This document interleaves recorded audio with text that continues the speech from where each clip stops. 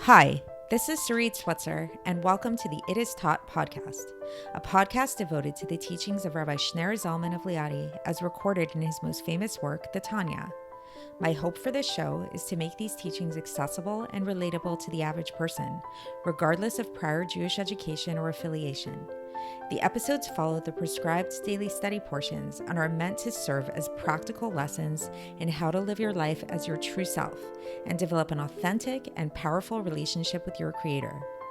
I have personally experienced the effects the study of this work has had on me, and I'm excited to share what I can of this knowledge with you. So please join me on this journey of learning, self-growth, and connection with your source.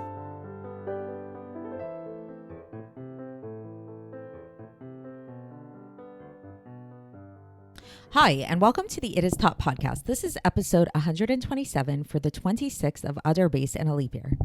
And today we're going to be talking about the difference between animals and humans. So in our current society, in our current world, it's common to have this understanding that humans are just animals, that we're not that different than animals. A lot of really hardcore vegetarians kind of propose this idea that we're really not any different than animals. The whole idea of the theory of evolution is based upon this idea that we evolved from animals and that we're really all just on this continuum of the same place. Nevertheless, even in the scientific world at large, in contemporary scientific understanding, there is an awareness of the fact that there are certain things that are undeniably human. Some traits that are really unique among humans and do not exist amongst animals. Some of these things are, for example, language. Language is something which is really interesting. I remember actually taking a course at McGill University in Montreal all about language, and the professor actually spent many years of her life trying to teach language to an ape. And it was an extremely frustrating endeavor that she spent years and years of research really trying to teach language to this ape, and it proved to be totally futile, totally unsuccessful. She was able to teach it different words like maybe apple or orange or banana or things like that, but complex sentences were not within the realm of the ape to be able to understand or communicate in any sort of coherent fashion at all. So that was an interesting and educational study, perhaps not in the way that she was intending it to be, but nevertheless interesting nonetheless, and very much paralleling what we as Jews have known all along, which is one of the reasons why we find in Jewish literature that the human being is often referred to as the medaber, the speaker. So another thing that makes humans unique is the ability to have self-awareness. So only humans have this ability to be able to be conscious of themselves, to be self-conscious. So to be, for example, right now, I'm saying this podcast to you guys, I'm speaking into a microphone, and at the same time, there's a part of my brain that sort of sees myself from the outside and is aware of what I'm doing. And you're listening to this podcast right now and you're engaged in the listening of it. And then there's another part of you that's aware of what you're doing.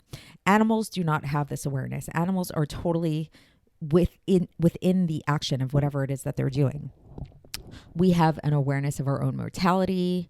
We have an awareness of morality, which is something that animals don't have. Like animals can definitely have traits like compassion or kindness, but they don't have a sense of morality the way humans do. And perhaps the biggest trait, which really, all of these traits really are very interconnected in a certain sense if you really think about it enough, but a big one is creativity, the idea to really be creative, to produce art. This is something which animals cannot do, to truly create something innovative and new, which is really, if you think about it, what language is all about. And creativity really also ties into free will. So free will, what is free will if not for creativity? So true freedom of will means that you have a few choices in front of you and you're not compelled to choose any of them because of any external factor or something like that, but you actually have the ability to objectively decide which one you want to choose. So all of these things really are what make humans different than animals. So why are we bringing this all up? So we are still in the middle of chapter 38, if you recall, and I hope you have caught up with all of the episodes so far in this chapter. Please go back and listen if you haven't. And what we've been talking about is this idea of mitzvahs, of commandments, and the idea of intention in the mitzvahs, and how important is intention, and what does it mean to have intention, and is intention the main thing or mitzvahs the main thing? And where we've left off so far is we left off talking about this idea that how doing the mitzvahs themselves and having intention in the mitzvahs, they all come from the same place because these are all things that God wants. However, there is something superior about having intention and doing the mitzvahs, not intrinsically superior, but rather it's superior insofar as when a person has intention in the mitzvahs, this is able to radiate God's light in the mitzvah in a more expansive way versus in a more contracted way. And yesterday we talked about how in terms of doing mitzvahs and in terms of having intention of the mitzvahs, there are categories, the same way that parallel the orders of creation. And we talked about how just in the body of the mitzvah, the action of doing the mitzvah, there are two categories that can be likened to the inanimate order of creation and the vegetative order of creation. And these two categories in the mitzvahs are the physical action-oriented mitzvahs that we do with our physical bodies. And then the vegetative level of the mitzvah is the level of mitzvahs which are still physical, but they're a little bit more, have a little bit more of like a spiritual aspect to them, in the sense that they involve speech and thought, which aren't as overtly physical as pure physicality. And then we talked about how the intention of the mitzvahs can be correspond to the two higher categories, the category of the animal and the category of the human. And we kind of left off there and we didn't elaborate upon that. And that's what we're going to be doing today, is we're going to be talking about these two subcategories. So we're going to be really focusing on this idea of intention and how this idea of intentionality in doing a mitzvah, what are these two levels, the level of the animal and the level of the human? And this intro that I gave you about the difference between the animal and the human, I think can be really useful to have in mind in terms of understanding the types of intention that we can have. And to sum it up in a really quick way, and then we'll get into the text, one of the main differences between animals and humans is that animals are totally subject to their nature. They are slaves to their nature, which doesn't make them bad necessarily. Nature can be a very wonderful thing. Nature causes animals to do all kinds of good things and useful things. But nevertheless, they act in accordance with their nature, and that's it. They are stuck within the realm of their nature. Versus humans have this ability to subsume their nature, to surpass their nature in a certain sense by overcoming natural inclinations and acting in a way that is intentional, that is creative, that has freedom of will associated within it. And so what we'll learn about today is how when it comes to the intention that we have in the mitzvahs, there's a way that we can have an intention in the mitzvahs that is in a more natural way, that's tapping into our more animal kind of side, which again isn't bad, but it's one certain kind of level. And then there's a way that we can have intention in the mitzvahs that's in a more human way, that's in a more above nature kind of way, that has a little bit more intention to it. So I think we should get straight into the text now and see how the Alter Rebbe breaks this down, and then we can bring it together at the end. So here we go.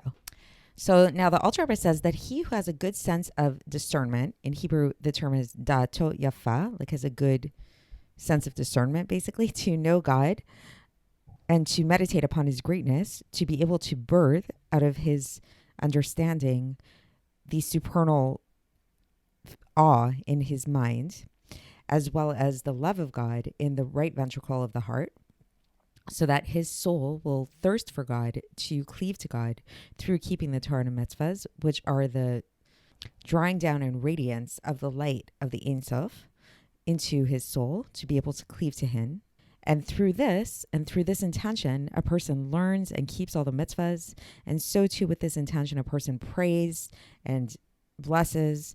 Then this intention is like the neshama, like the soul of a human who has intellect and who has free will and who speaks with knowledge. So like this is not an ignorant kind of person. So what the Alter Rebbe is describing here, this is the first category. This is somebody who uses their mind and has the mental capacities to be able to meditate upon God in an intellectual way that will lead them to this sense of great supernal fear, supernal awe, as well as to a love that's within their heart. So it's a fear and love that's born out of intellect. This is in the first category. And this fear and love that's born out of intellect puts a person in this category of man, of Medaber. So remember, we had those two categories that we're looking at within the realm of intention. So this first category is the category of man. Now, then there are other kind of people who have smaller das. They have a limited capacity in their intellect, a limited intellectual abilities. So they don't have the same capacity to be able to meditate upon the greatness of God and to be able to birth this love out of their understanding in the greatness of their heart. And so too, when it comes to awe or fear, so awe in their mind and fear in their heart, fear of God in their heart. So they don't have the capacity to birth these things out of intellect through intellectual meditation or contemplation, but rather, so what do these kind of people do? They remember and they arouse this natural inner love that is hidden within the heart. So remember, we talked about this earlier on in Tanya, how every single Jew has this natural love in their heart. So these kind of people have the ability to arouse this natural love and to bring it out from concealment and hiding in the heart to revelation in the mind. So they're able to take this hidden love that's found in the heart and bring it up in the mind. So meaning to say that these kind of people are not able to arouse this love from the hiddenness in their heart and make it be revealed in the heart, like in an emotional way, but they are able to arouse it to take it from the inner recesses of the heart and reveal it and arouse it in the mind, so that they become conscious that they have this hidden love of God. And so what this will lead to is that their will that is in their mind and that is in the inner recesses of their heart will agree and will want to, with total willingness, to give over their life in actuality for the unity of God, in order to connect, to cleave to God with their godly soul and with its vestments, to become totally encompassed in his unity and in his oneness, which is the will of God, which is the supernal will that is vested within the learning of Torah and it through keeping mitzvahs and all of these things. And so too is this the case in terms of the fear, which is encompassed within the love, that we also mentioned this previously in Tanya, that within that love is also encompassed this natural sense of fear or awe that every Jew has for God, to be able to accept the kingship of God, to not rebel against God, God forbid. And with this kavanah, with this intention, a person is then able to turn away from doing bad and to do good. And a person can learn and pray, and recite blessings, making sure that they're just focusing on the meaning, the simple meaning of the words, without fear or love in their heart, without having the fear or love being revealed in their heart or in their mind. So this type of intention is likened to the soul of the animal, the chai, who does not have intellect or free will, but rather all of their midos, all of their character traits, which are fear of things that bring them harm and love of things that are beloved to them. These are just natural feelings. So animals, like, what do animals fear and love? Animals fear things that are going to bring them harm, and they love things that make them feel good, right? So it's not an intellectual type of thing. And so this is a similar thing in this case with these kind of people, these people that aren't like hyper intellectual and they don't have that same intellectual category as the first category. So their fear and love are totally innate. They're tapping into this more innate, natural kind of love that is hidden within the heart of every single Jewish people, because this is an inheritance that was given to us from our forefathers. And this is like the nature within our souls, as was explained above. So once again, we spoke about this previously, and if you want to go back and look that up for some review, you can look it up in chapter 18. So this is the end of the section today. So just to bring this all together and sum it up, so what the Alter Rebbe is teaching us in today's section is that there are two types of ways of having intention in serving God. So we're in this category already where we're no longer are we just talking about simply performing the mitzvahs by rote or just like the bare, like, fact of keeping the mitzvahs, but now we're talking about, okay, we are keeping the mitzvahs with intention. What does that mean to keep the mitzvahs with intention, to have kavana when we do the mitzvahs? And the Alter Rebbe says that there are two categories of this. Category number one is the category of somebody who meditates upon God in a very intellectual way and uses their mind to really come to this understanding of the greatness of God. And this meditation and contemplation, teaches the Alter Rebbe, will eventually lead to the birthing of emotions. So the intellect will give birth to emotions. And what are these emotions? The emotions are a feeling of supernal awe of God and within their minds, as well as the love of God in the right ventricle of their heart. So that now when they are keeping Torah and mitzvahs, they're doing this out of this passion, this like emotional kind of passionate feeling. And these kind of people, the Alter Rebbe explains, are in the category of the human. Why are they in the category of the human? Because the human is the person, with humans, as opposed to animals, have the capacity to be able to live an intentional life, to choose and to direct our lives in any which way that we want to. So similarly, these kind of people intentionally sit down, they meditate, they think about God, and this intentionality and this meditation leads to their emotions.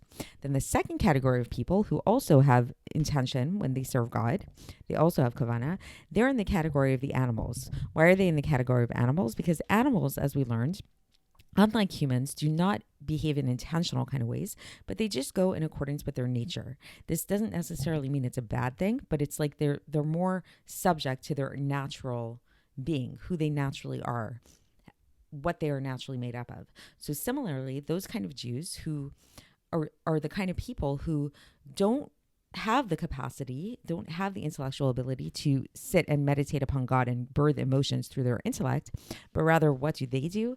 They arouse the natural love, which encompasses within it fear as well, the natural love and fear that's inside of the recesses of their heart, which is something that we were all given as a present, as from an inheritance from our forefathers. And this natural love and fear of God will translate into an intellectual understanding and an intellectual swaying of their lives to behave properly, to do the right things. So it sort of works in the opposite direction. So whereas in the first category, the people that have the kavana, that we liken them to the human category, they are taking their minds, and through their minds, they translate this into their heart. Versus in the second category of people, the people that are likened more to the animal way of life, they have these emotions that are inside their heart, and they have the ability to tap into these emotions in their heart and to translate that into this like sense, an intellectual kind of like giving over or agreeing to keeping Torah and mitzvahs and doing what they need to do because they feel it initially on this emotional level in a more natural way. So that is the end of chapter 38. And tomorrow we're going to begin a new chapter, chapter 39, and I will speak to you then. Thanks for listening to the It Is Taught podcast, hosted by Sarit Switzer. This podcast is dedicated in loving memory of my maternal grandfather, Avraham Yitzchak ben Binyamin HaKohen of blessed memory. Music by Shoshana. If you enjoyed this episode and would like to support the show, please share it with others and subscribe on YouTube, Apple iTunes, Spotify, or wherever you listen to podcasts. And make sure to leave us a 5-star review. To find out more about the It Is Taught project, including more information on my soon-to-be published book, please visit our website, itistaught.com. To catch the latest from me, follow me on Facebook, Instagram, and Twitter. Looking forward to speaking with you tomorrow, and until then, have a great day.